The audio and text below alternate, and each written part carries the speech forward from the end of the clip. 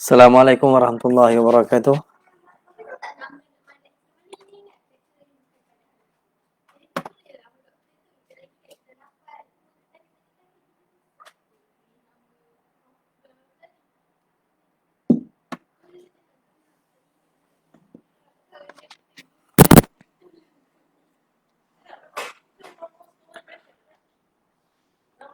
Assalamualaikum warahmatullahi wabarakatuh. Alhamdulillah nahmaduhu wa nasta'inuhu wa nastaghfiruh wa na'udzu billahi min syururi anfusina wa min sayyiati a'malina. Man yahdihillahu fala mudilla lahu wa man yudlil fala hadiya lahu. Asyhadu an la ilaha illallah wahdahu la syarika lahu wa asyhadu anna Muhammadan abduhu wa rasuluh. Amma ba'd. Sound clear Boleh boleh. Sound okey tak?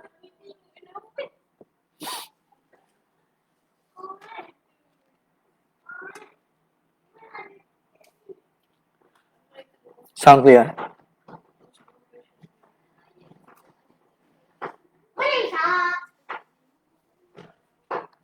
Mohon maklumlah sound macam mana. Kalau okey saya teruskan.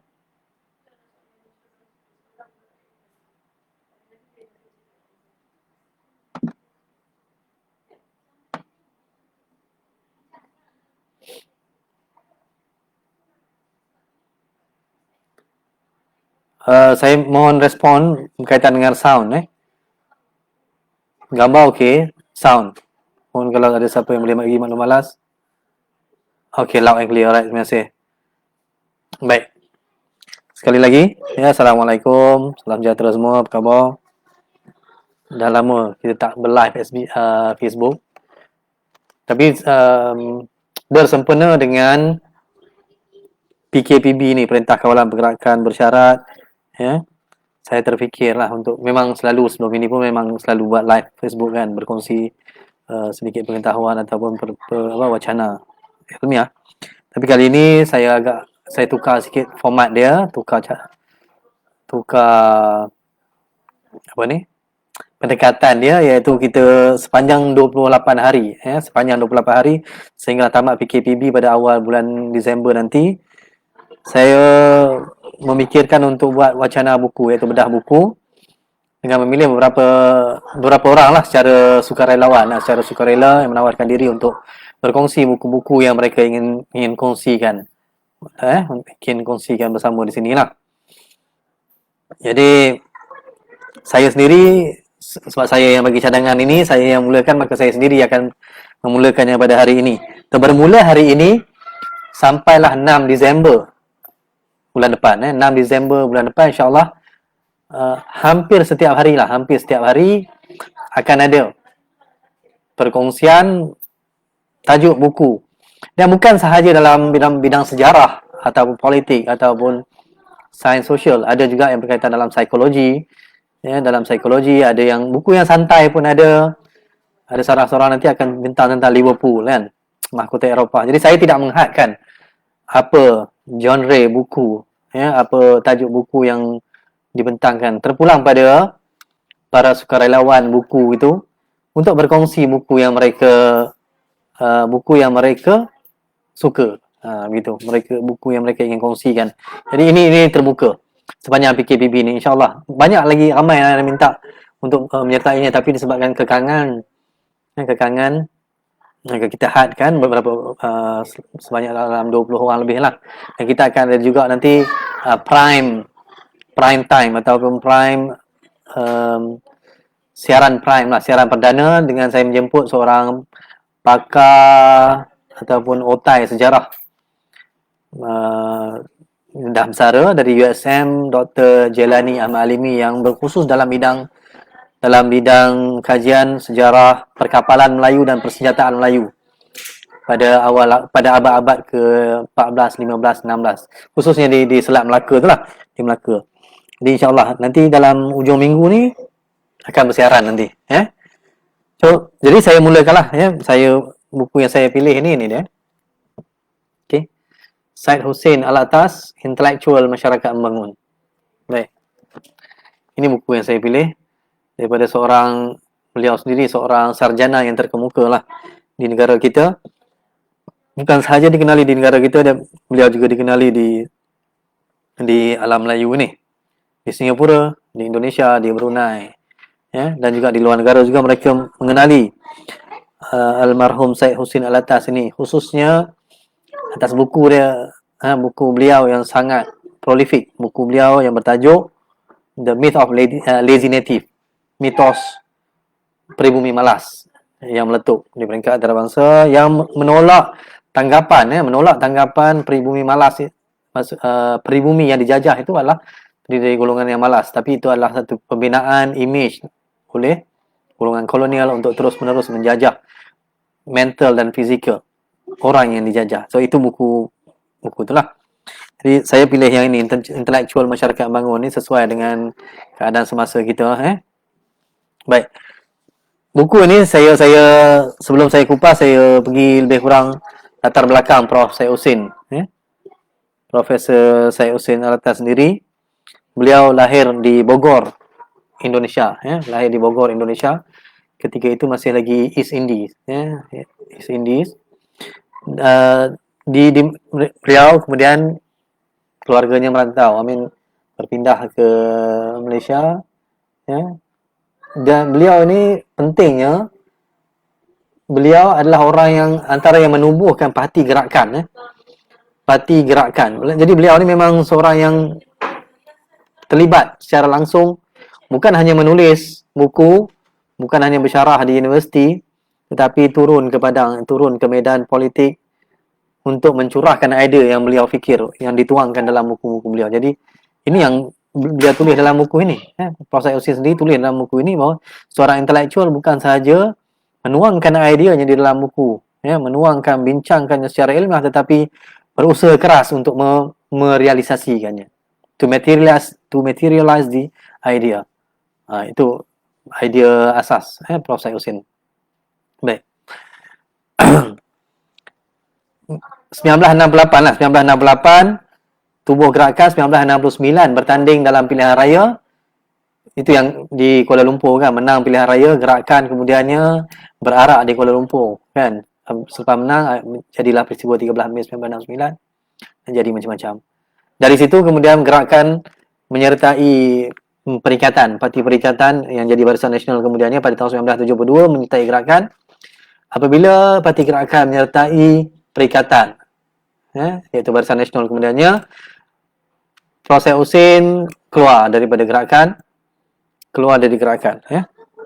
dan beliau dalam tempoh itulah membangunkan, saya kira, dua buku yang sangat penting dalam sejarah kita, dalam perkembangan intelektual kita, perkembangan kesarjanaan Malaysia, iaitu satu konsep berkaitan dengan captive mind, minda tertawan.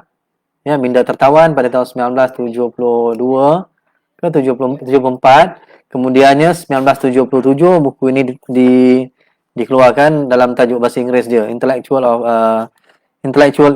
in Developing Society pada 1977. 1978 kemudiannya beliau menubuhkan Parti Keadilan Masyarakat Malaysia. Parti Keadilan Masyarakat Malaysia. Jadi dua kalilah Prof. Syed Hussein tubuhkan parti politik. Yang pertama pada tahun 1968 tubuhkan parti gerakan, kemudiannya Parti Keadilan Masyarakat Malaysia. Perkemas ditubuhkan, kemudiannya kolaps pada tahun 1978, parti itu bubar kerana ramai yang daripada situ masuk ke DAP. Idea Prof. Syed Hussein Alatas inilah idea terbuka, bukan parti Prof. Syed Hussein ni tidak menjurus atau tidak memfokuskan keahliannya kepada mana-mana parti politik. Kaum atau agama, dia terbuka. Multiracial, multicultural party. Alright. Kemudian, walaupun beliau sendiri terlibat dalam politik kepembangkangan, opposition politics, tapi itu tidak menghalang beliau untuk diangkat sebagai seorang tokoh penting dalam sistem pendidikan Malaysia.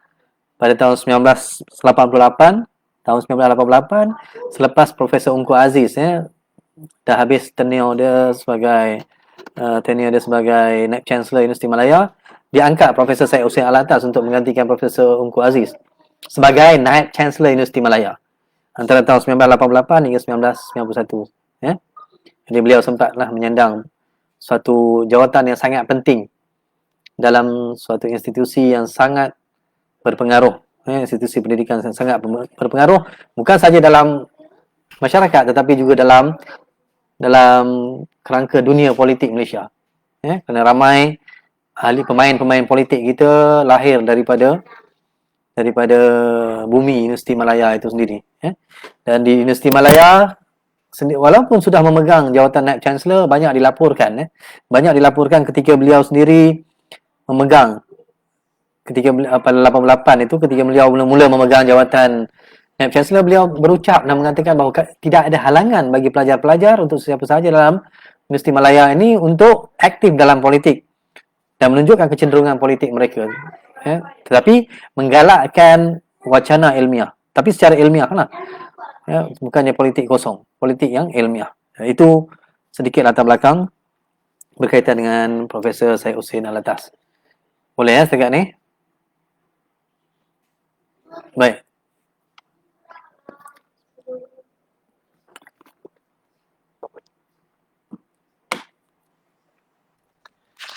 Okey. Jadi buku ni, kata kunci bagi buku ini ialah intellectual. Satu perkataan yang agak tinggi arasnya, intellectual. Dan Profesor Syed Hussein dalam buku ini beliau membincangkan tentang keberadaan, kewujudan masyarakat atau satu golongan terpelajar, bukan semestinya terpelajar lah, tetapi satu golongan yang kritis, kritikal dan ilmiah. Bukan semestinya terpelajar bermaksud tidak semestinya seseorang itu perlu masuk universiti untuk menjadi intelektual. Itu maksudnya. Tapi seorang yang mempunyai daya fikir yang tinggi, daya fikir yang kritis. Baik, intelektual, saya mulakan dengan perbincangan tentang perkataan ataupun istilah intelektual itu sendiri. Intelektual dari segi bahasa, seperti yang dipaparkan dalam laman sesawang PRPM, Pusat Rujukan Persuratan Melayu, merujuk kepada golongan cerdik pandai, golongan cendekiawan, golongan yang berkemampuan tinggi untuk berfikir. Golongan cerdik pandai, golongan cendekiawan, dan juga golongan yang menggunakan akal fikir, berkemampuan tinggi untuk berfikir, menggunakan akal budi. Jadi itu definisi dalam Pusat Rujukan Persuratan Melayu, iaitu definisi rasmi bagi bahasa Melayu lah. Istilah ini, kemampuan berfikir yang tinggi, okey, tetapi menggunakan akal budi. Bukan sahaja akal, tetapi dia ada apa? Budi di situ, sebab dia digabungkan perkataan akal dan budi. So akal itu dia merujuk kepada kemampuan kognitif kita, pemikiran kita, tapi bila digabung dengan budi bermaksud bukan sahaja akal, bukan sahaja logik, tetapi dia ada unsur ini, unsur psikologi, unsur emosi di situ, unsur ketinggian budi, kehalusan budi pekerti. Sebab itu digunakan kemampuan, bukan sahaja seorang intelektual, bukan semata-mata berfikir menggunakan akalnya secara logik, tetapi dia menggunakan kehalusan budi. Ada dia kontekstual, bukannya seperti matematik. Dia tidak matematik lah. Dia tidak terlalu logical, bukan logical thinking intellectual ini. Dia ada konotasi itu dari segi bahasa. Kalau kita tengok dari bahasa Inggeris, perkataan ini diambil daripada bahasa Inggeris, maka adalah baik apabila kita tengok juga definisinya dari kataan bahasa Inggeris itu sendiri. Dua kamus yang saya rujuk berkaitan ini adalah berkaitan dalam bahasa Inggeris adalah dari Cambridge, kamus Cambridge, dan juga kamus Oxford Dictionary. Jadi Cambridge kata intelektual ini berkaitan dengan kemampuan untuk berfikir dan memahami. Kemampuan berfikir dan memahami, terutamanya complicated ideas, idea-idea yang rumit, idea-idea yang complicated, idea-idea yang kompleks. Itu secara umumnya lah. Itu dari segi bahasa, saya sedang menerangkan dari segi bahasa. Manakala dalam Oxford Dictionary, dia mengatakan bahawa pemikiran, reasoning and understanding objectively. Okay? Reasoning maksudnya ada kemampuan untuk reasoning, beralasan, maksudnya sesuatu reason ini maksud kita mempunyai alasan yang munasabah, menggunakan akal ini untuk berfikir dengan munasabah dan memahami secara objektif. Objektif ini maksudnya dia sesuatu yang terus lurus begitu. Khususnya berkaitan dengan abstract matters, okay? Intelek ini maksudnya perkara-perkara yang bukan sahaja maujud, begitu. Itu dari segi bahasa. Dan agak mengejutkan, macam mana saya nak kata dalam buku ini Prof. Syed Hussein beliau membezakan, mengatakan bahawa perkataan intelektual yang beliau utarakan, yang beliau sendiri ajukan itu berbeza maksudnya dengan intelligence. Beliau kata tidak sama maksudnya. Itu yang dibincangkan dalam buku ini. Intelligent tak sama dengan intellectual. Tapi sedangkan sebenarnya perkataan intellectual itu sendiri datang dari kata dasar dari bahasa Latin, dari intellectus yang berkembang kepada intelligent, dan intelligent kemudian jadi intellectual. Jadi root word dia adalah yang sama, intellectus. Intellectus itu daripada perkataan bahasa Latin. Ini dalam kamus Oxford, okey? Dalam kamus Oxford. Jadi tapi Prof. Syed Hussein beliau membezakan antara dua perkataan itu. Ini dari segi ini kita kata dari segi istilah, dari segi bahasa begitu. Dari segi istilah adalah apa yang difikirkan dan dibincangkan oleh Prof. Syed Hussein sendiri. Baik. Apa sebenarnya yang dimaksud dengan intelektual yang dibayangkan ataupun difikirkan atau dimajukan oleh Syed Hussein Alatas? Beliau mengatakan intelektual adalah seorang yang mengabdikan diri bagi memikirkan idea dan masalah, bukan kebendaan. Seorang yang mengabdikan diri untuk memikirkan idea dan masalah, bukan kebendaan, dengan menggunakan kemampuan akliahnya. Kemampuan akal lah. Akal dan akli kan. Jadi ini bukan nakli itu bersifat wahyu, bersifat ada konotasi wahyu ketuhanan kan, maksudnya ada dalil Quran dan hadis begitu. Tapi tidak, ini berdasarkan kepada kemampuan intelektual, kemampuan akal sendiri. Tetapi seorang itu mestilah dia mengabdikan diri, sentiasa berfikir tentang idea dan masalah. Idea dan masalah bukan kebendaan. Memikirkan idea dan masalah bukan kebendaan. Bukan kebendaan bermaksud bukan sentiasa memikirkan, okey, bila duduk saja seorang, katakanlah seorang yang popular, seorang yang ilmiah, seorang yang terpelajar, tetapi duduknya sentiasa memikirkan besok apa aku nak berniaga untuk saya. Okay. Bagaimana aku ingin menggandakan harta. Itu adalah kebendaan, materialism. Okay. Tapi orang ini seorang intelektual, beliau tidak berfikir tentang kebendaan, tetapi berfikir tentang idea dan masalah yang berlegar dalam sekitar dia. Masyarakat, contohlah pada hari ini kita berhadapan dengan masalah COVID-19, kemudian kita ada PKPB, kan? Jadi seorang intelektual akan sentiasa duduk memikirkan bagaimana, apa masalahnya, permasalahan yang wujud sekarang ini dalam keadaan kekangan atau lockdown. Ramai orang tak boleh bekerja, ramai orang yang dibuang kerja, ramai orang yang hilang pendapatan, yang tak cukup makan. Memikirkan masalah itu. Memikirkan masalah itu, kemudian datang dengan idea.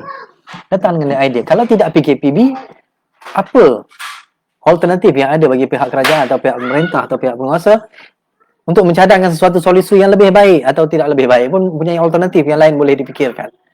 Itu peranan seorang intelektual. Dan seorang intelektual tidak semestinya seorang yang bergraduat dari universiti.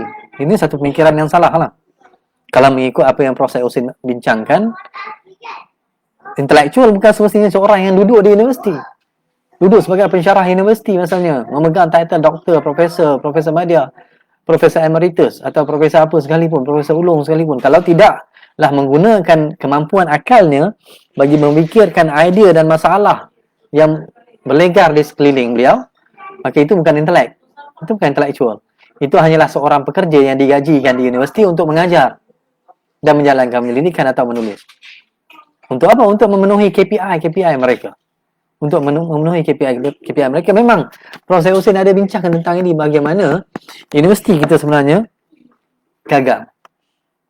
Ini kata Prof. Syed Hussein Alatas. Universiti gagal institusi pengajian tinggi, gagal untuk melahirkan masyarakat ataupun kelompok yang menggunakan akalnya untuk berfikir idea dan masalah. Okay, idea dan masalah bukan kebendaan. Maksudnya bukan duduk tu bincang untuk macam mana nak kaya, bila nak kaya. Bukan itu yang mahu dibincangkan, tetapi bincangkan bagaimana kita mahu ingin menyelesaikan masalah. Walaupun kita sebenarnya tidak mempunyai kuasa untuk menyelesaikan masalah, sekurang-kurangnya kita mempunyai kelompok yang sentiasa memikirkan tentang orang lain. Jadi intelektual di sini saya boleh rumuskan, yang dibayangkan oleh Prof. Syed Hussein Alatas adalah satu kelompok manusia ataupun seorang manusia, ataupun manusia yang dia ni bukan hidup untuk diri sendiri sahaja, hidup untuk orang lain, berfikir tentang masalah orang lain, bukan menjaga tepi kain orang lain, tetapi sentiasa mengambil tahu masalah orang lain, kemudian datang dengan idea. Sentiasa memikirkan idea untuk menambah baik masyarakat yang di sekeliling dia. Sebab itulah dia kata intelektual masyarakat membangun. Tajuknya sendiri, apa yang Prof. Syed Hussein fikirkan, bayangkan, itu sebenarnya adalah intelektual dan masyarakat sekelilingnya. Bukan saja intelektual, bukan tajuknya intelektual, seorang intelektual, bukan. Intelektual, masyarakat membangun.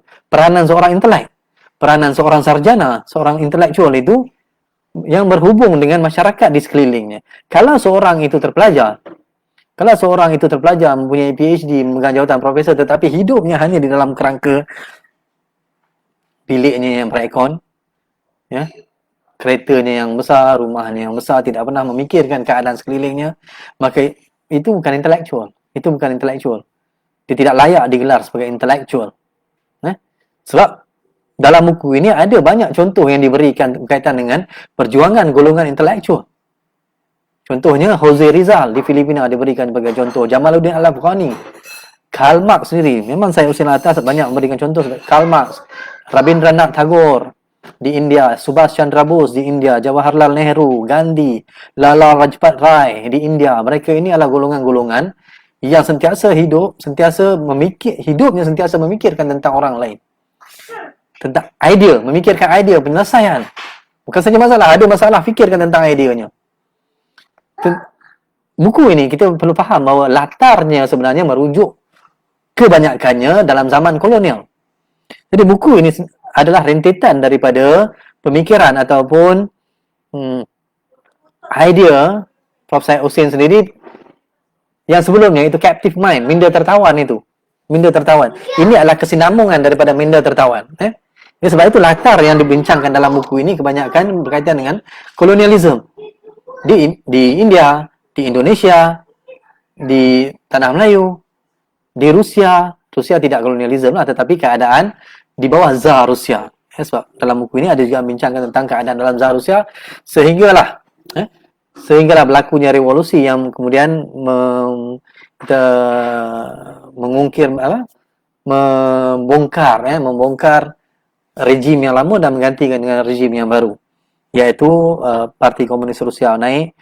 Dan ini satu konsep revolusi dan revolusioner yang dibincangkan oleh Profesor Syed Hussein Alatas dalam buku ini. Baik. Kata Prof. Syed Hussein lagi dalam buku ini, kita di Malaysia, dia kata, mempunyai ramai pemegang ijazah tetapi tidak ramai intelektual. Kita memang ramai pemegang ijazah.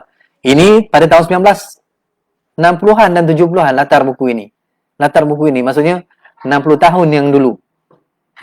Beliau kata dalam 60 tahun dulu pun beliau mengatakan bahawa kita mempunyai ramai pemegang ijazah tapi tidak ramai intelektual.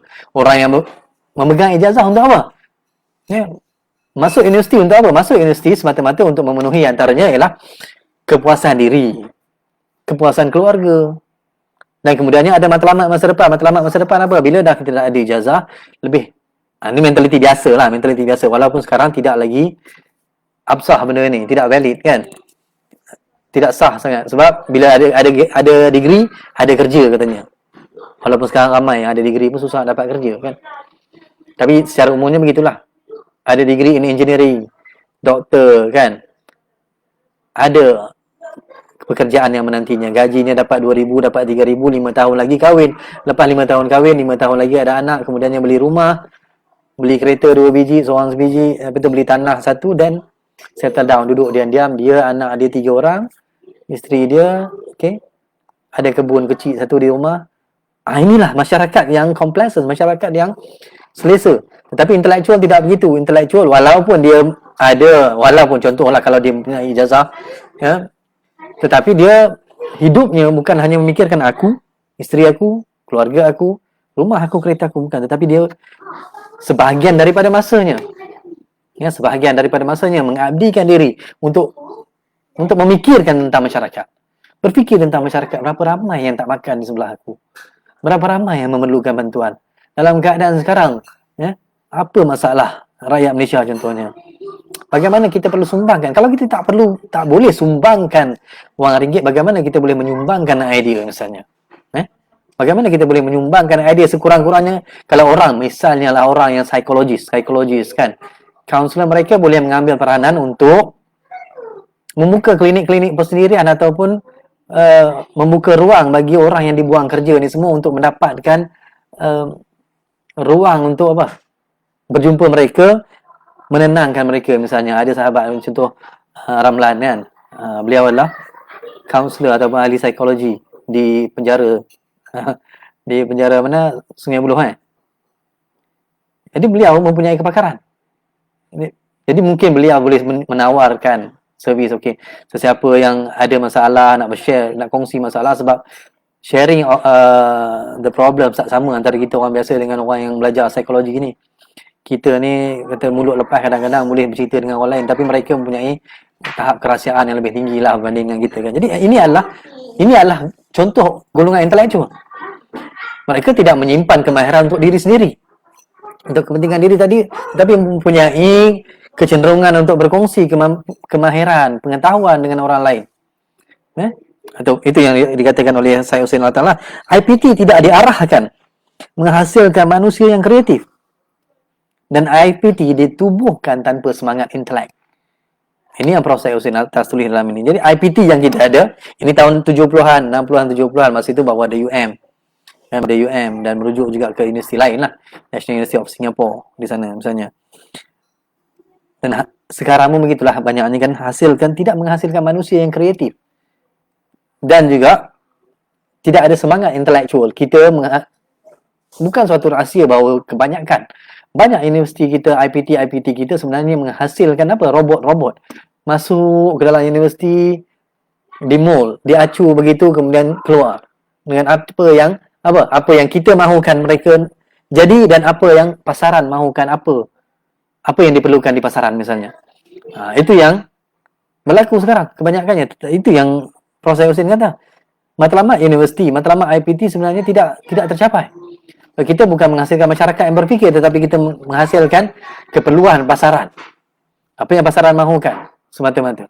Bukan manusia yang berfikir kemudian apa yang pasaran mahukan. Tapi ini bukan generalisasi, tapi saya membincangkan apa yang ada dalam buku beliau ini. Kemudian apa yang menghalang lagi pencapaian masyarakat intelektual ini ataupun pembangunan intelektual ini ialah lingkungan rumah. Lingkungan rumah.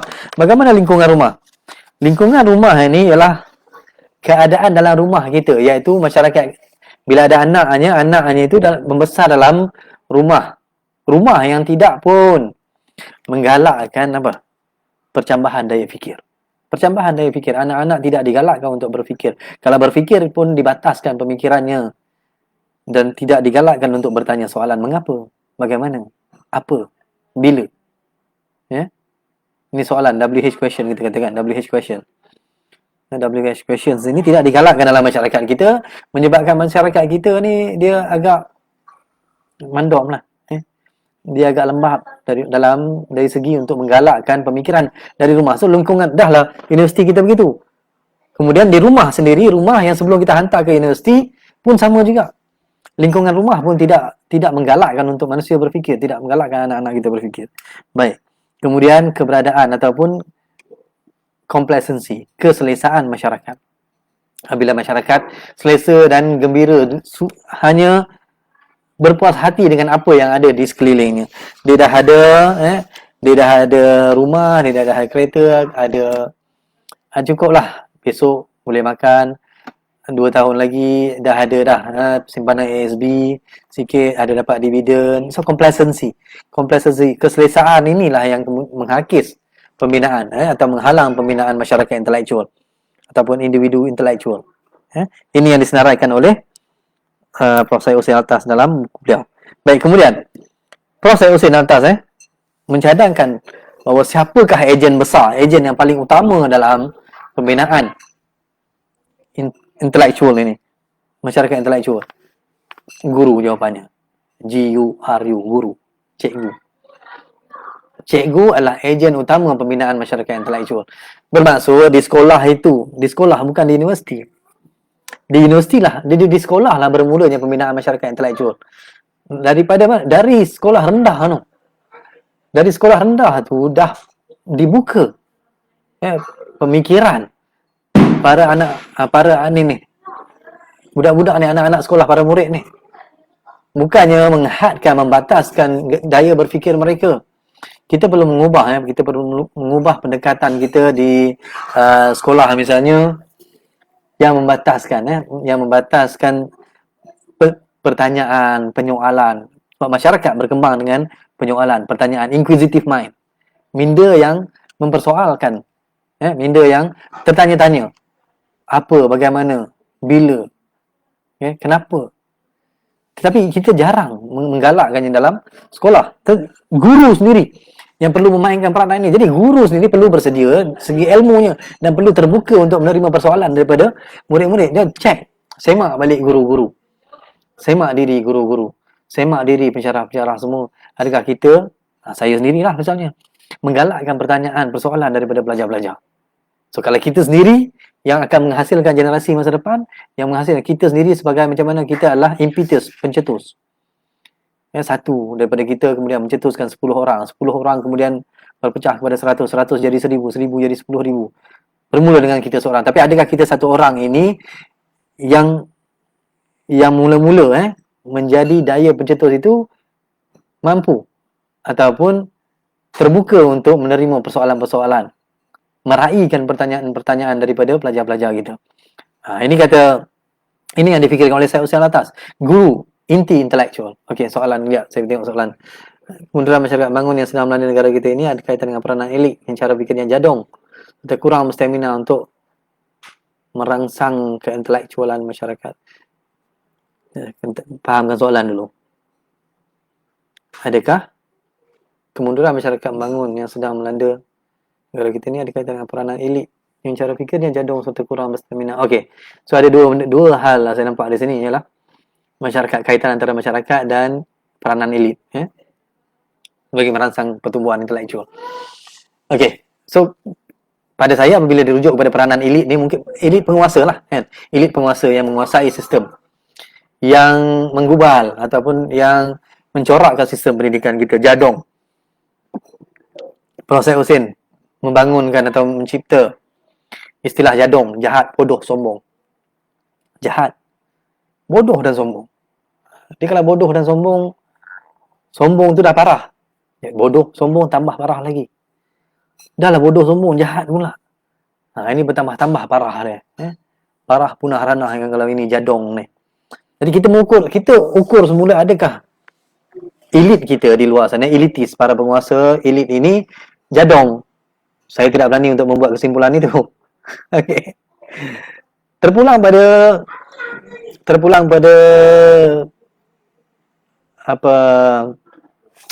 pandangan masing-masing, terpulang pada penilaian masing-masing, adakah jadong kita berhadapan dengan jadong atau sebenarnya kita berhadapan dengan golongan bebalis. Sebab ini satu lagi istilah yang kita akan bincangkan nanti. Sebab dalam buku ini juga Prof. Syed Hussein kata bebalis ini sebab dia kata kita ramai daripada politikus kita sebenarnya bebalis, bebal. Ini nanti saya akan pergi lanjut nanti kat sana. So jadong lain, bebalis lain. Dalam buku ini Prof. Syed Hussein mengatakan bebalis, bebal mereka ini. Golongan bebal yang tidak mempunyai daya antisipasi, tiada common sense, tidak ada reflektif dan tidak berasaskan eksperimen, tidak suka berhujah dengan tertib dan rasional, tidak malu dengan kesalahan. Ini yang digariskan oleh Prof. Syed Hussein. Ini jadong. Tapi kalau kita katakan jadong, adakah? So, kita buang dulu perkataan jadong itu, kita reserve dulu perkataan jadong itu, adakah peranan elit menyebabkan lembamnya pertumbuhan intelektual masyarakat? Kalau elit itu dirujuk kepada orang yang merancang, menggubal, merancang dan menggubal sistem pendidikan kita yang melahirkan generasi seperti kita. Ya, maksudnya kita ini adalah hasil daripada rancangan 30 tahun dulu. Kan? Kita ni, saya misalnya adalah hasil daripada perancangan pemimpin 30-40 tahun dulu. Tidak ada kaitan dengan orang yang sekarang ini. Saudara-saudari yang sedang belajar di universiti sekarang ini adalah hasil daripada perancangan 20 tahun dulu. Dan kalau kita nak tengok 20 tahun lagi, bagaimana masyarakatnya, kita tengok bagaimana bentuk pemimpinnya pada hari ini. Bagaimana bentuk konten, kandungan, isi pelajarannya pada hari ini. Okey. So, adakah dia mempengaruhi pertumbuhan intelektual? Pasti ada. Sebab dasar dalam negara mesti mempengaruhi pertumbuhan intelektual. Mesti mempengaruhi pertumbuhan intelektual. Bagaimana kita diberikan ruang untuk menyatakan pendapat, ruang untuk mengutarakan. Tapi sekarang ini alhamdulillah kita semakin terbuka. Ya, sejak dalam 4-5 tahun ini saya kira perkembangannya lebih baik daripada 15-20 tahun dahulu. Mungkin dengan bantuan medium begini, media sosial begini yang kita tidak lagi memerlukan surat khabar. Kita tidak lagi memerlukan televisyen untuk mengutarakan idea kita, untuk mempopularkan idea pandangan kita, untuk mengajak masyarakat kepada perubahan. Yang penting mempunyai will, mempunyai kemahuan. Ya, untuk apa? Berkongsi idea, berkongsi pengetahuan, berkongsi kehendak kita, kemahuan. Kita punya gagasan-gagasan kita. Jadi kita tidak lagi secara mutlak terikat kepada golongan elit yang berkuasa, kecuali dalam ruang lingkup rasmi. Maksudnya mungkin di sekolah kita terikat, ya, di universiti kita terikat. Sebab itu adalah ruang lingkup ruangan-ruangan rasmi yang mempunyai aturan-aturannya, yang mempunyai syarat-syarat, yang mempunyai ikatan-ikatannya. Tetapi bila kita keluar daripada itu, di Facebook, di Twitter, di Instagram, di YouTube, kita mempunyai ruang yang terbuka untuk menggalakkan pertumbuhan intelektual. Sesiapa sahaja yang mempunyai kemahuan untuk berkongsi, untuk mempunyai keinginan untuk melihat perubahan dalam masyarakat, yang mempunyai idea dan sentiasa memikirkan tentang masalah masyarakat, sekarang hari ini boleh ber-Facebook Live bila-bila masa. Contoh apa yang saya buat, misalnya saya inginkan masyarakat dalam musim PKPB ini kita bedah buku sebanyak yang mungkin, kan? Sebanyak yang boleh kita kongsikan buku. Kalau kita nak baca buku-buku tak mampu, mungkin tak mampu, tak sempat kan. Tapi dalam tempoh 1 jam kita dah boleh sekurang-kurangnya faham apakah intipati buku itu, apakah intipati suatu buku. So ini satu usaha. Jadi kita tidak lagi bukannya alasan semata-mata peranan elit itu merencatkan pertumbuhan intelektual pada waktu ini. Mungkin pada sebelum 20 tahun yang lalu ataupun 60 tahun dulu ketika buku ini ditulis, ya, peranan elit itu. Tapi kita pecahkan pada dua. Dalam official realm and unofficial realm. Maksudnya dunia yang official, dunia yang rasmi dan dunia yang tidak rasmi. Sekarang ini kita dalam dunia yang tidak rasmi. Dalam dunia rasmi kita tidak punya ikatan apa-apa, kecuali ikatan terhadap moral kita, ikatan terhadap undang-undang negara kita. Itu saja. Okey? So, mungkin itu adalah jawapan saya dalam bagi saudara Nur Syah. Ya, Min. Kalau tadi ada disebut IPT lokal ditumbuh tanpa semangat intelektual. Okey. Sebenarnya saya memetik kepada apa yang Prof. Syed Hussein kata, bahawa IPT kita ditumbuh tanpa semangat intelektual. Ya. Dari sudut pandangan beliau lah, ya. Dari sudut pandangan beliau. So, mungkin sebenarnya kita ni, ya, pertumbuhan kita, IPT kita dia ada beberapa sudut yang perspektif yang kita perlu melihat. Satu ialah bagaimana masyarakat ataupun keseluruhan sistem kita ini berfungsi. Yang kita mahu hasilkan, ataupun kalau kita nak masuk, masyarakat kita, orang kita nak masuk universiti, dia mesti nak apa? Nak kerja di luar sana. Jadi, apa yang kerja perlukan di luar sana? Apa yang kapitalis, apa yang toki-toki, apa yang kilang-kilang, apa yang negara perlukan untuk membangun. So, perkataan pembangunan, perkataan kemajuan itu sendiri perlu didefinisi semula, redefine the development, redefine the modernization itu. Iaitu pertumbuhan itu mesti dari segi bentuk fizikal, pertumbuhan itu mesti dari segi pencapaian. Tetapi tidak semestinya hubungan antara masyarakat. Ya, contohlah begini.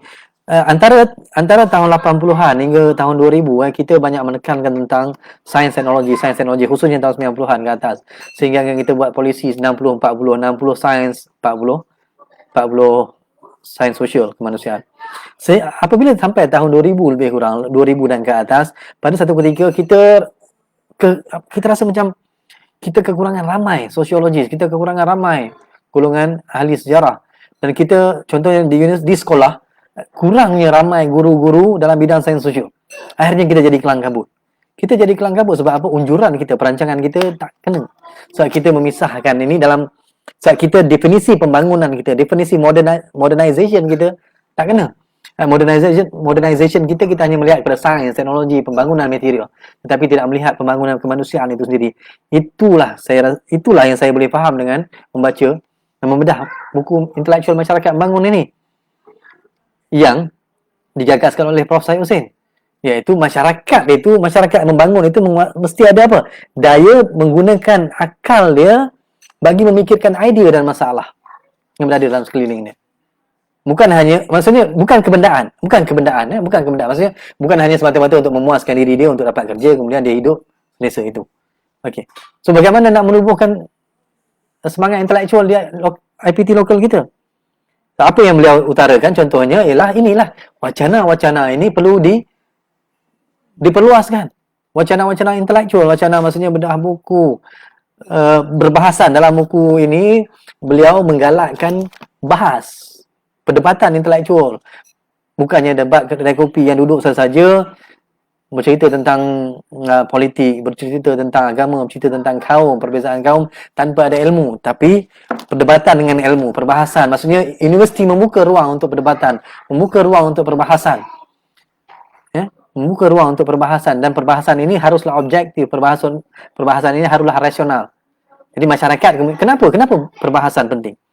Perdebatan penting, wacana, bukan saja debat maksudnya bukan untuk lawan mulut tu debat, bukan, yang fikir itu aja, diskusi, wacana, perbincangan. Sebab apa? Bila kita ada diskusi, ada perbincangan, otak kita akan sentiasa berjalan, berfikir untuk apa? Berfikir bukan saja tentang pekerjaan kita, bukan saja tentang masalah diri sendiri, tetapi masalah orang di sekeliling kita. Ya? Kalau ini adalah high levelnya masalah, bukan dia ada setengah penubuhan IPT tidaklah sebenarnya bukan disebabkan memang kemahuan intelektual, tetapi ditubuhkan kerana politik. Ini berlaku beberapa tahun dulu. Saya susah nak sebut benda ni.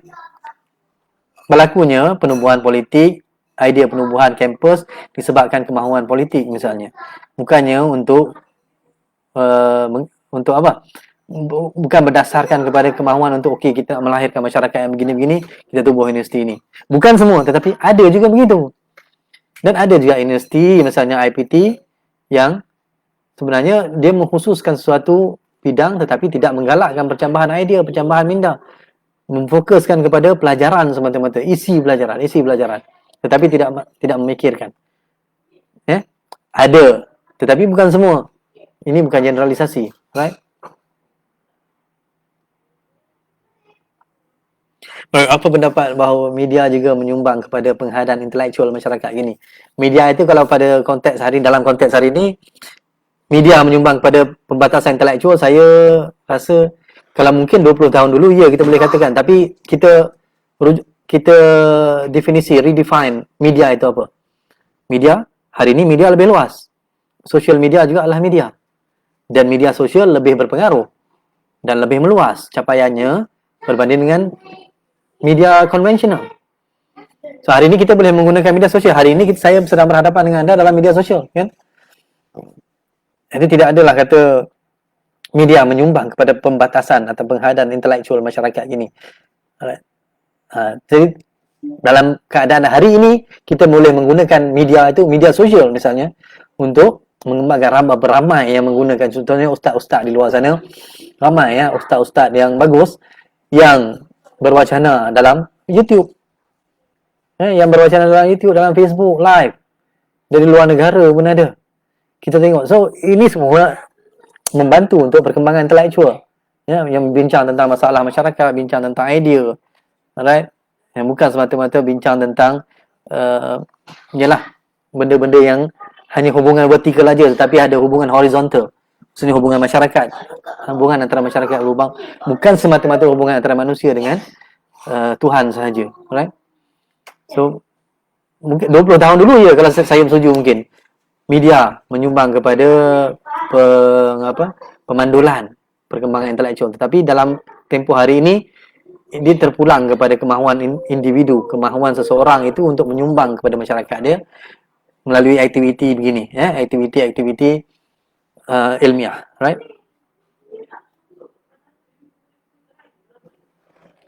Oh, ini tak sempat nak habiskan ni, banyak soalan, right? Apa pendapat tentang usahawan yang cuba menormalisasi yang kejar-kejayaan walaupun gagal akademik, gagal SPM, tak apa.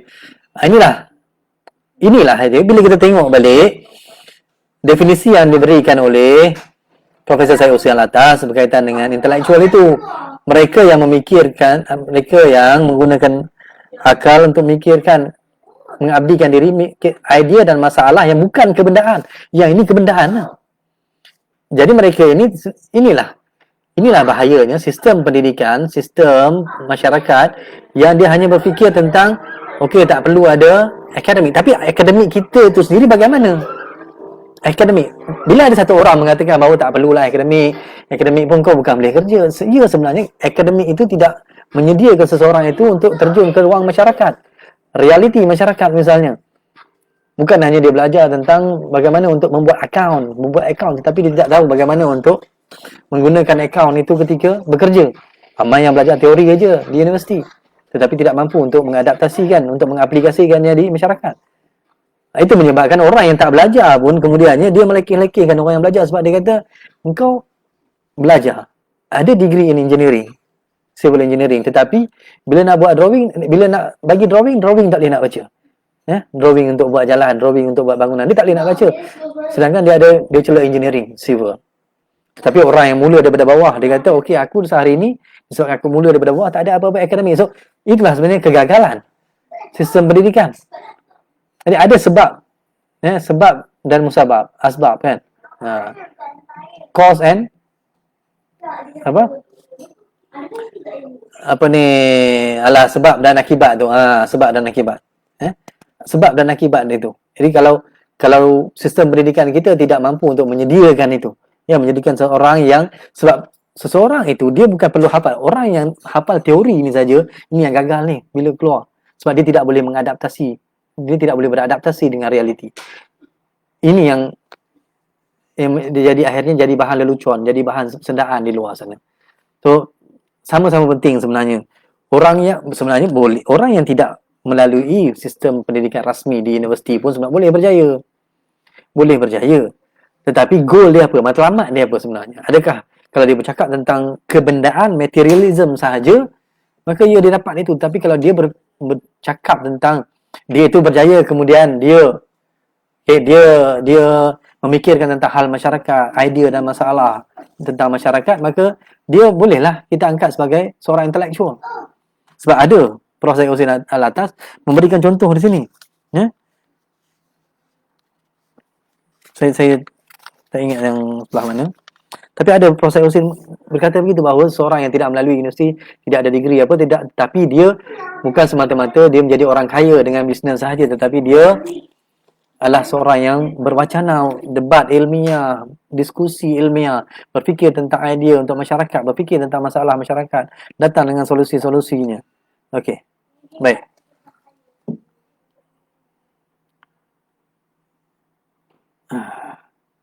Hai, masa banyak dengan jawab soalan dulu ni. Ini tak habis lagi. Boleh saya saya reserve dulu 2-3 soalan ni. Right? 2-3 soalan ni saya reserve dulu. Saya pergi dulu dalam pembincangan sikit lagi tentang apa yang proses yang tulis dalam ni. Alright.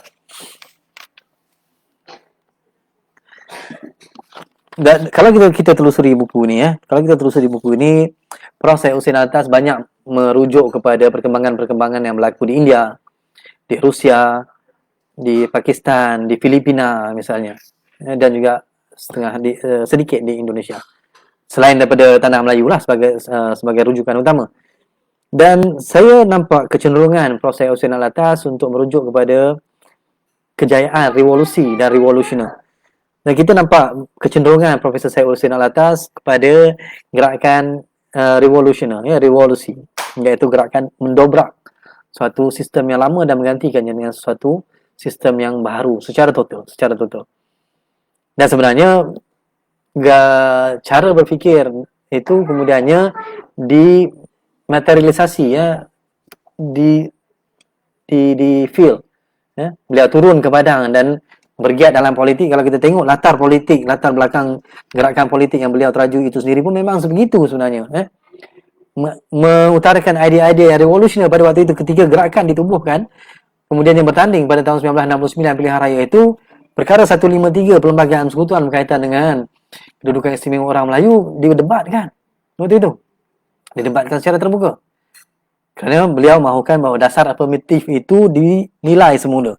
Itu gerakan pada zaman Prof. Syed Hussein Alatas. Jadi saya nampak bahawa perbicaraan atau perbincangan kritikal revolusioner memang menjadi kegemaran Prof. Syed Hussein Alatas, ya. Okey. Baik.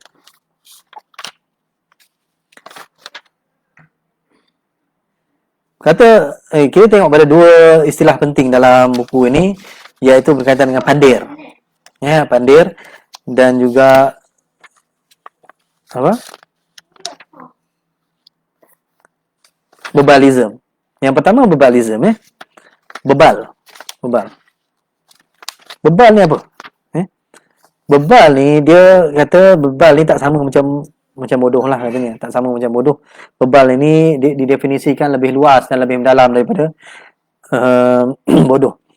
Tapi beliau merujuk kepada satu novel ataupun satu tulisan yang ditulis oleh seorang penulis Rusia, Ivan Alexandrovich Goncharov, yang bertajuk Oblomov. Dan fenomena ini Syed Hussein Alatas mengambil ataupun terinspirasi daripada Oblomovism. Oblomov, Oblomov ini satu watak di dalam novel yang ditulis oleh penulis Rusia ini. Oblomov lah nama tajuk itu sendiri, Oblomov. Oblomovism ini merujuk pada seorang Russian lah. Seorang orang Rusia yang wataknya dia lembab, tidak bermaya, dia lesu, dia malas, dia tidak mempunyai cita-cita. Dia hidup dengan apa yang dia ada. Dia hidup dengan apa yang dia ada. Terinspirasi daripada watak Oblomovism itulah Syed Hussein Alatas, ya, mengembangkan idea bebalism ini. Bebalism ini merujuk kepada orang yang sebenarnya dia tidak ada daya antisipasi, dia tidak ada daya jangkaan. Dia ni orang yang sangat complacent, tidak ada daya antisipasi, tiada common sense. Daya antisipasi macam ini, dia tidak ada daya jangkaan apa yang akan berlaku. Contohnya, dia nampak, ini contoh yang diberikan dalam buku ini, dia kata, contohnya dia nampak langit mendung. Dia ada hujan. Dia ada payung. Dia berjalan. Dia tidak buka payung itu. Ya, walaupun mendung, memang nampak jalan hujan, dia tidak punya daya antisipasi, daya jangkaan, dia tidak membuka payung itu. Hanya selepas rintik hujan jatuh ke atas dia, barulah dia buka. Dia kata, ini contoh yang diberikan oleh Prof. Syed Hussein. Dia kata, walaupun dia dah basah, dia tunggu basah baru dia buka payung. Sedangkan benda itu dah ada di pada tangan dia. Tapi dia tidak menggunakan secara optimum senjata atau peralatan yang ada pada tangan dia. Ini bebal, orang yang bebal katanya. Okey, dan tidak ada common sense. Ni macam inilah. Kalau dalam konteks hari ini kita kan, kita ada kereta. Di kereta kita ada signal. Ada isyarat tu yang sebelah kanan ke sebelah kiri tu. Ada kereta. Dia ada beli kereta mahal-mahal, 100,000, 200,000, tapi bila masuk simpang dia tak bagi signal. Ini orang bebal. Bebalism yang ditulis oleh Profesor Syed Hussein Alatas. Yang ini orang ini yang tidak memikirkan tentang, dia tidak mengoptimumkan penggunaan yang ada pada alat dia. Yang dalam within his ability itu, within his reach. Dalam pengawalan dia, dalam kawalan dia. Sebenarnya dia boleh je, kalau dia ada common sense, dia mempunyai daya antisipasi, dia menjangka, dia nampak, dia nak masuk ke simpang itu, ada kereta di belakang, ada kereta di depan. Dia boleh on signal, dia boleh on lampu isyarat dia untuk belok ke kanan, tapi dia tidak ada common sense, dia tidak ada daya antisipasi, daya jangkaan bahawa dia akan menyusahkan orang di belakang, orang di depan. Dia tak on. Akhirnya kena maki. Dan makian itu percuma lah. Kan? Percuma-percuma je dia kena maki disebabkan kebebalan dia. Okey.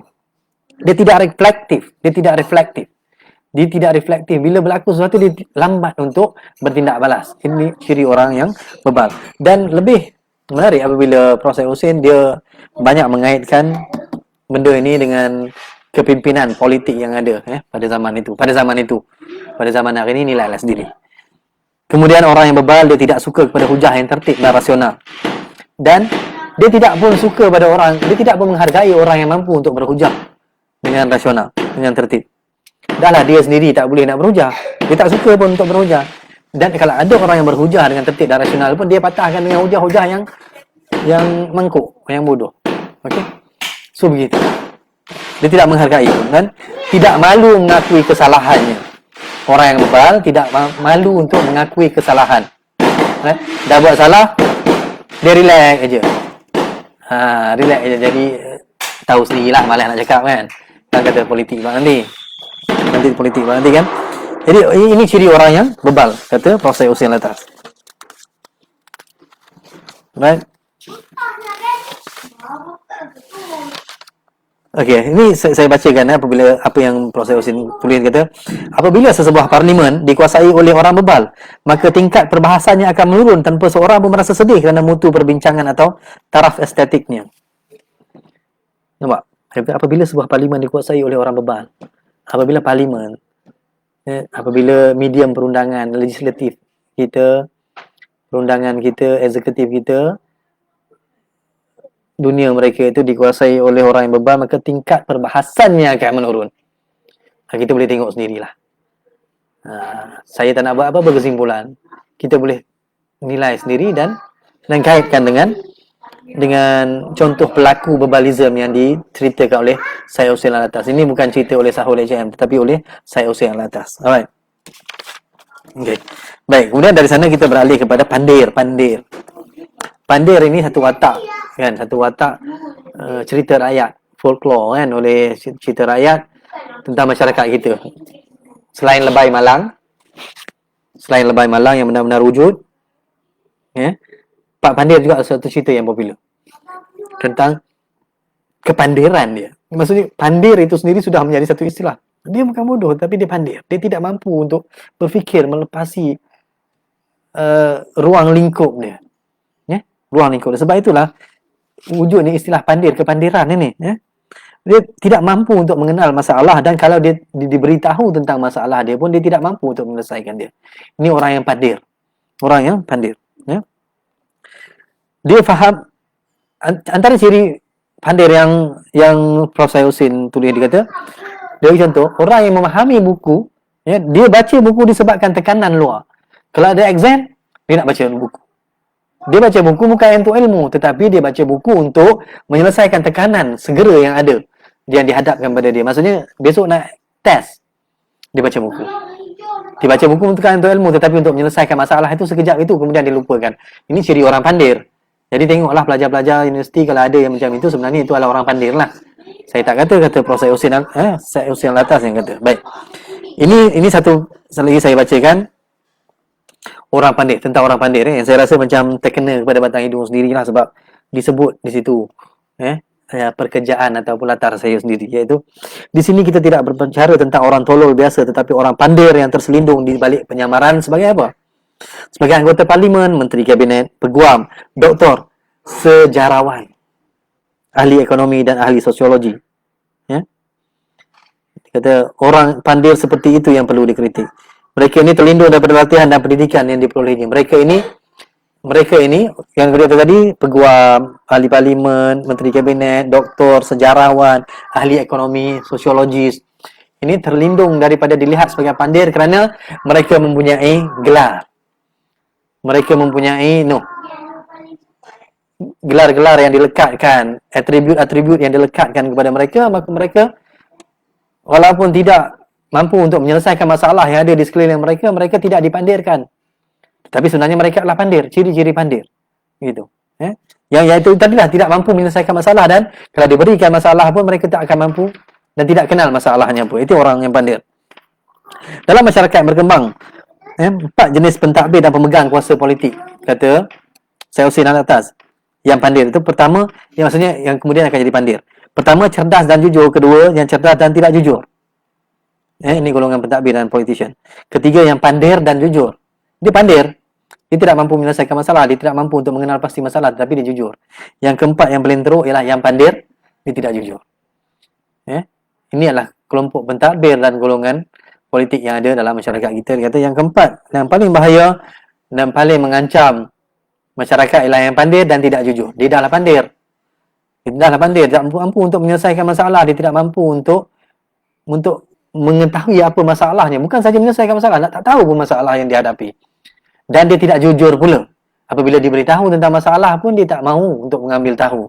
Dia tidak mahu untuk mencobanya. Baik. So, buku ini banyak berceritakan tentang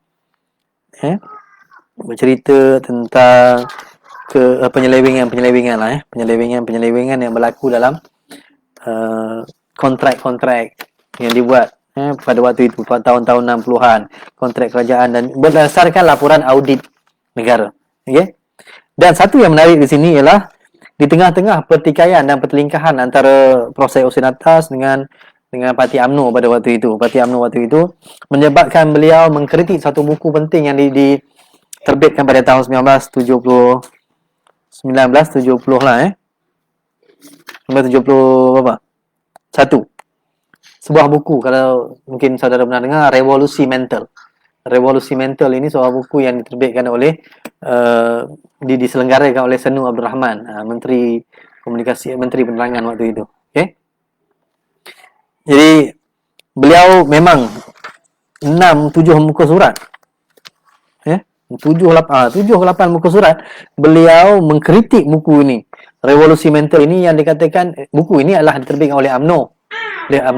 Membincangkan tentang masyarakat, tetapi cara penyampaian menurut Prof. Syed Hussein Alatas tidak menggambarkan tahap intellectualism, tahap intelektual. Tidak menyelesaikan masalah. Kerana banyak kesilapan dari segi pendekatan. Okey? Pendekatan yang dibuat dalam buku ini. So, itu kritikan beliau terhadap buku ini. Alright. Buku Revolusi Mental. Bolehlah kita cari nanti siapa-siapa yang ada buku Revolusi Mental boleh jual belilah. Baik. Prof. Syed Hussein juga dah nak 10 lebih lah Okey, dalam 5 minit ya, 5 minit. Buku ini sebenarnya ada 11 bab buku ni ada 11 bab. Beliau mengatakan bahawa kegagalan pendidikan, contohnya kalau zaman kolonial, pendidikan, our education was implanted by the colonial power. Kita ni diindoktrinasi, ditanamkan pemikiran. Pendidikan kita ditanamkan. Maksudnya dia menghanyak ke atas kita pendidikan yang mereka mahu kita dapat. Bukan pendidikan yang kita mahu, apa yang kita mahu tahu. Ini bentuk pendidikan pada zaman koloni. So, bagi memastikan intelektual berfungsi, kata Prof. Syed Hussein Alatas, harus mengadakan pertemuan intelektual dengan rakan sejawat melalui sarana penerbitan, ceramah, mesyuarat dan pertemuan kelompok kecil. Perdebatan yang berkisar tentang masalah nasional juga perlu diadakan. Standard bagi perdebatan haruslah cukup tinggi tetapi mudah dipahami. Standard perdebatan kena tinggi tetapi mudah dipahami oleh orang biasa, oleh layman. Maksudnya tak menggunakan perkataan-perkataan yang bombastik, jargon tidak digunakan untuk berbincang dengan soal-soal besar. Soal besar tidak perlu atau tidak semestinya dibincang dengan istilah-istilah yang besar. Okey. Saya suka satu pandangan yang dikatakan oleh Sadhguru. Sadhguru saya tengok beliau punya talk banyak saya dengar. Dia kata apa? Intelligence is not making simple things difficult. Okay? Intelligence means making difficult things easy. Making difficult things easy. Jadi kalau kita merasakan bahawa kita menyampaikan wacana perdebatan perbahasan dengan menggunakan perkataan-perkataan yang tinggi, yang susah difahami oleh orang awam, itu tidak menunjukkan daya intellectualism kita. Daya kesarjanaan kita, bukan.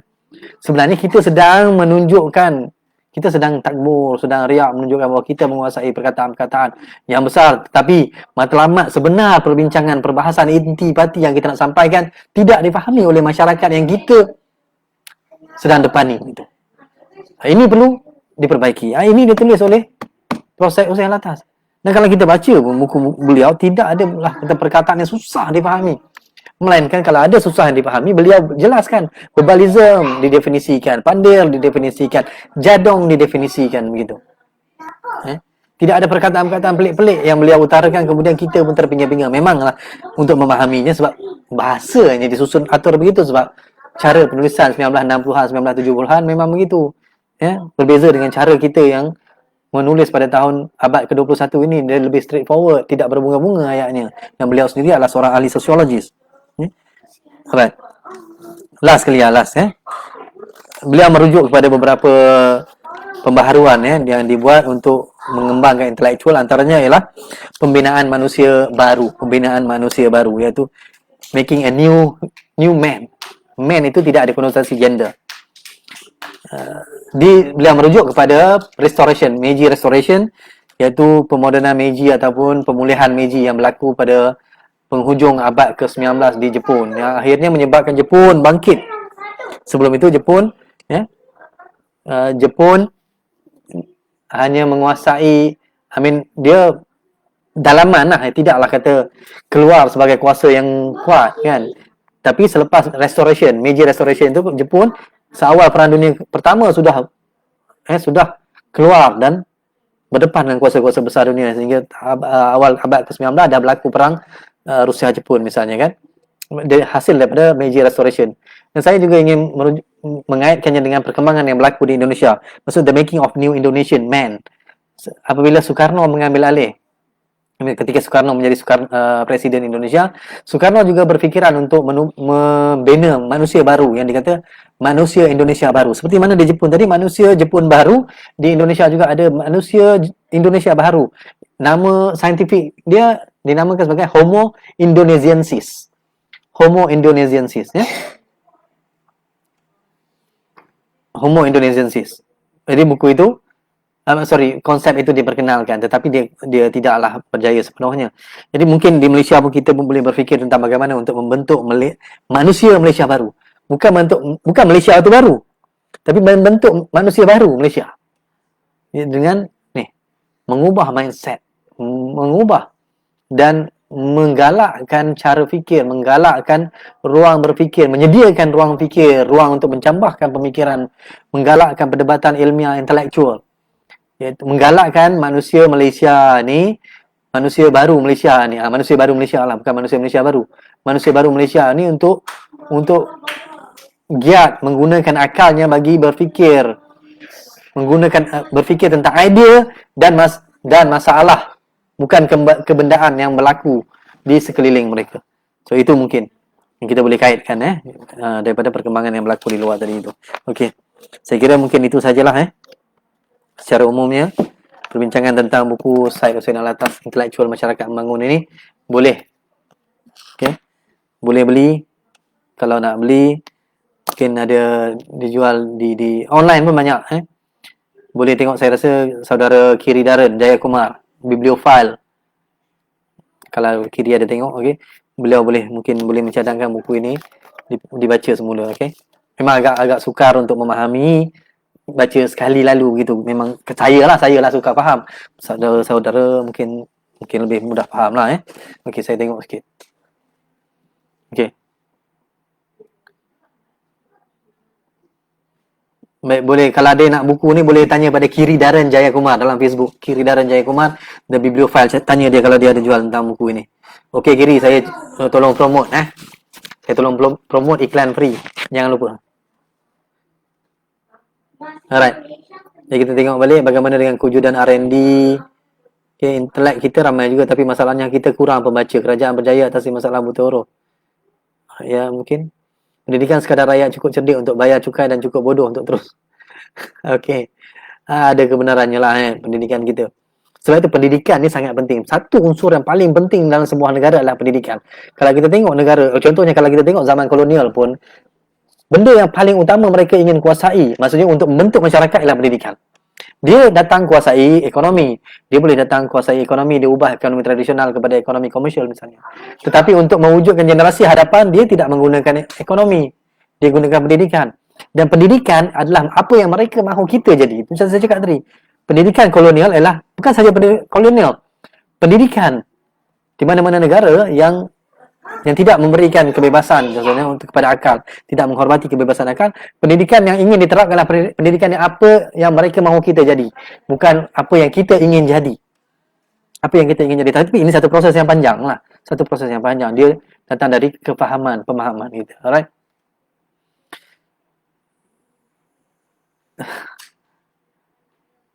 Bagaimana kaedah yang sesuai untuk membangunkan intelektual yang boleh hidup dalam keadaan budaya yang menekan aktiviti soal jawab?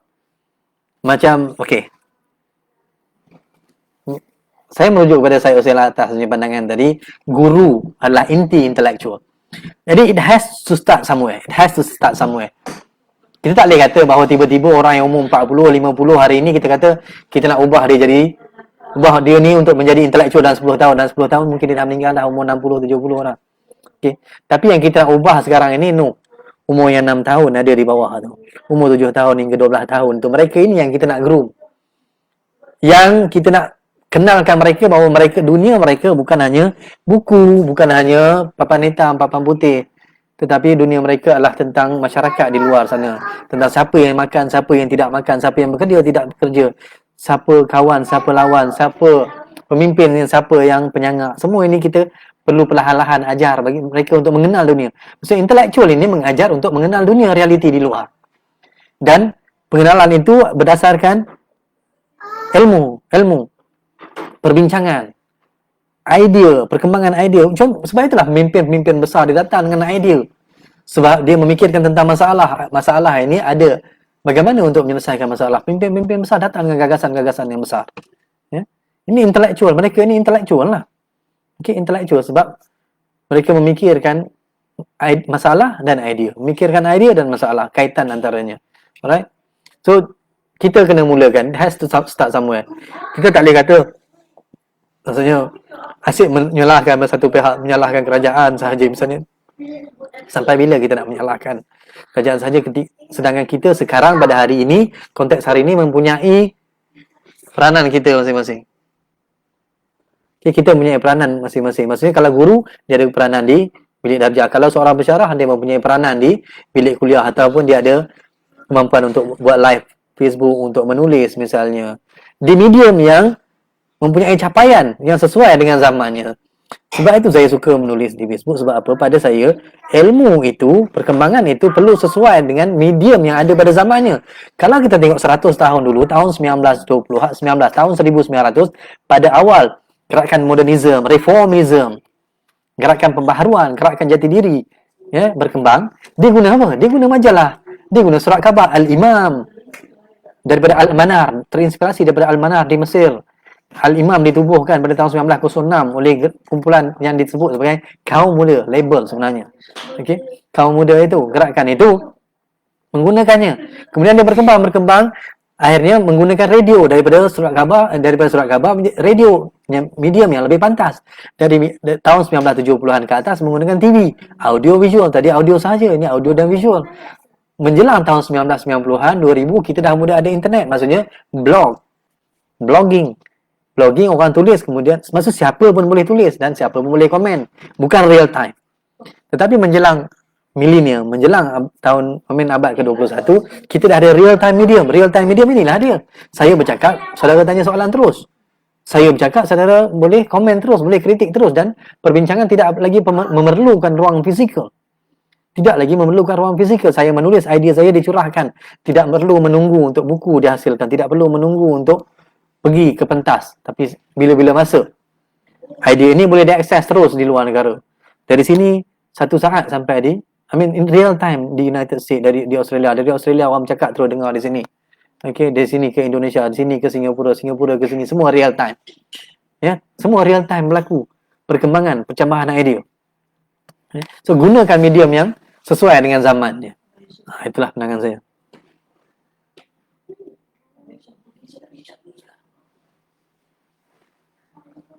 Adakah ahli akademik maupun golongan intelektual yang mencampurkan diri dalam bidang politik akan ditakdirkan untuk gagal seperti Prof. Hussein Ali dan Dr. Mazli Madi? Saya kira mungkin juga ahli akademik mungkin, ialah seperti orang kata ahli akademik ni idealis.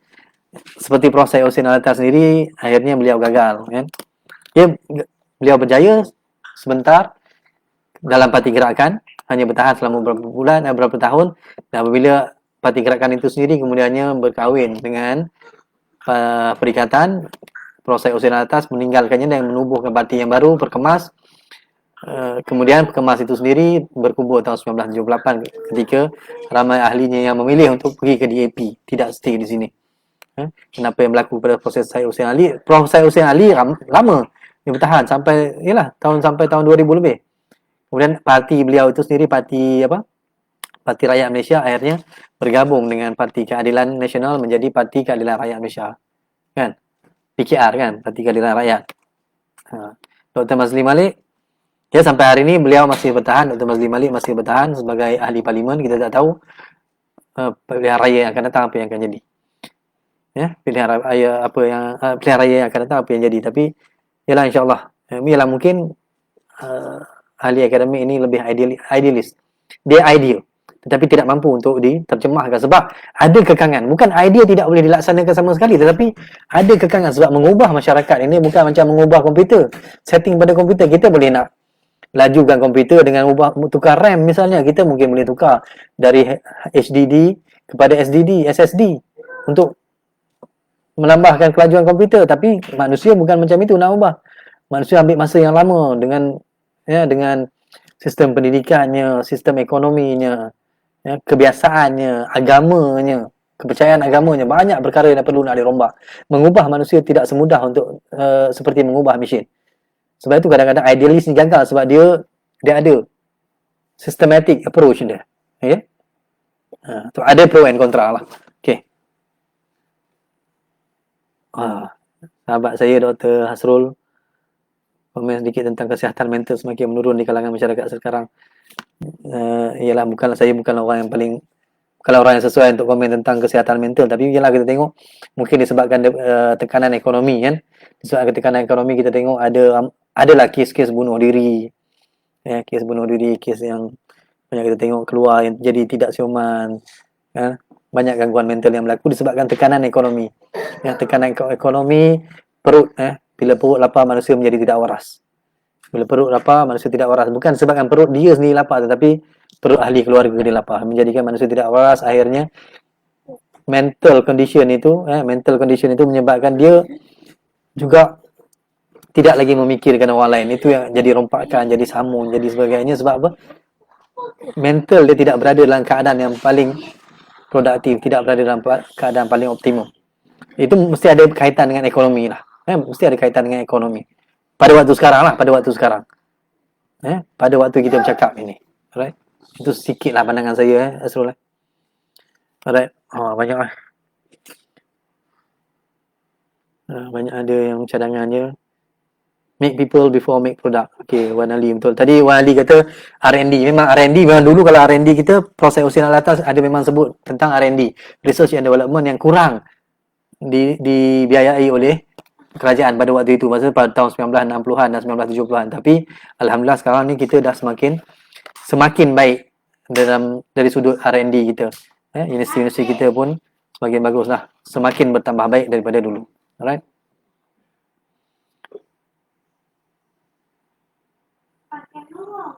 Okay. Kenapa saya rasa orang suka pakai jagung? Tadi dah sebut dah. Baru hari tu ada keluar satu artikel yang saya tak ingat lah, jurnal ilmiah juga, yang mengatakan bahawa orang yang suka pakai istilah jargon ni sebenarnya dia ada masalah untuk menarik orang bagi mendengar. Dia merasakan bahawa dengan penjargonan itu dia mampu menarik orang, supaya orang kagum dengan penggunaan perkataan-perkataan itu. Bukan saya cakap, ini artikel yang saya baca. Tapi itulah, kan lebih baik kalau kita mampu menyampaikan idea dalam bahasa yang lebih mudah supaya orang faham. Idea yang kita ada ni untuk apa kita kongsi dengan orang? Supaya orang faham. Tapi kalau idea yang kita nak curahkan itu sendiri orang masyarakat tak boleh nak faham, apa gunanya kita menyampaikan idea? Okey, menyampaikan idea. Bukan saja saya cakap, saya Hussein Alatas pun cakap benda yang sama. Perbahasan seorang intelektual, dia boleh berbahas pada aras yang tinggi tetapi menggunakan bahasa yang mudah dipahami. Itu seorang intelektual. Satu lagi lah intelektual yang saya rasa ini yang pernah dimaklumkan atau dibincang-bincang dalam kuliah dululah, 20 tahun dulu ketika waktu saya student, hampir 20 tahun dulu, profesor saya mengatakan bahawa intelektual ni senang. Orang yang dia boleh berhujah, orang yang boleh berhujah dan kemudian boleh mempertahankan hujah dia, dia intelektual lah. Tapi di balik itu apa? Hujah dia itu mesti rasional. Hujah dia mesti objektif. Sebab itu dia boleh mempertahankan hujah dia. Sebab hujah dia berdasarkan bukti. Hujah dia ada fakta. Sebab itu dia boleh mempertahankan hujah dia. So simple. Siapa yang intelektual? Seorang yang mampu berhujah, kemudian dia mampu mempertahankan hujah dia. Apabila diserang balas misalnya. Apabila orang mempertikaikan hujahnya, dia intelektual. Alright? Okay. Saya rasa okey lah Hampir sejam setengah ni. Yang semua berkaitan dengan buku-buku tu dah habis dah. Alright. Mungkin saya akan cuba usahakan ini untuk saya akan tanya nantilah yang geng-geng yang menguruskan live ini ya. Saudara student saya 2 orang, saudara Nur Hisham dan saudara Khairul Akmal. Terima kasih kepada mereka berdua yang sama-sama ingin menjayakan program buku wacana buku PKPB ini. Ada lebih kurang 20 orang yang akan membentangkan buku ini dan insya-Allah besok akan ada lagi. Besok akan ada lagi bersama-samalah kita kerana ilmu bukan sahaja ilmu sejarah, sosiologi, politik bukan. Banyak ada berkaitan dengan psikologi, ada berkaitan dengan biografi, ada yang berkaitan dengan general umum. Jadi setakat ini saya rasa terima kasih kepada semua yang sudi bersama-sama mendengar, berbincang dan bertanya soalan. Mudah-mudahan ada manfaat bagi kita bersama. Right?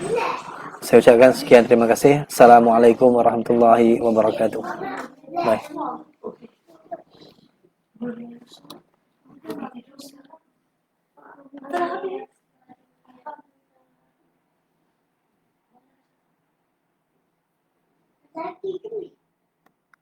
Tadi